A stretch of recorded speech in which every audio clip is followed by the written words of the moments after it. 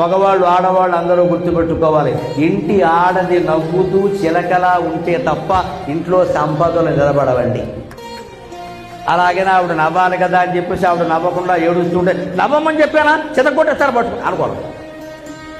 నవ్వేలా మగవాడు ప్రవర్తించాలి. భర్త మనశ్శాంతిగా జీవించేలా భార్య ఉండాలి. భార్య హాయిగా నవ్వుతూ ఉండేలా భర్త ప్రవర్తించాలి. అది సహజంగా జరగాలి.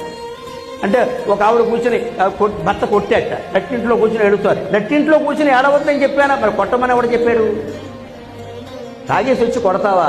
పైగా ఏడవడానికి ఒక ప్రేష అంటే ప్రెస్ మీట్ పెట్టి ఏడవాలా?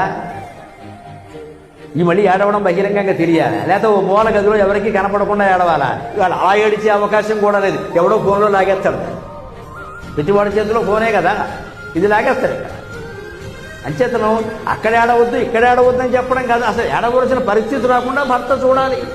ఆయన మనశ్శాంతిగా ఉండేలా ఈవిడ చూడాలి. అప్పుడే కదండి కాపురం. ఇలాంటి దంపతులను కనుక పిల్లలు చూస్తే వాళ్ళు విడిపోరండి, ఖచ్చితంగా నేర్చుకుంటారు. ఇక్కడ మా అమ్మ ఎలా ఉంది, మా నాన్న ఎలా ఉన్నారో మేము అలాగే ఉండాలి.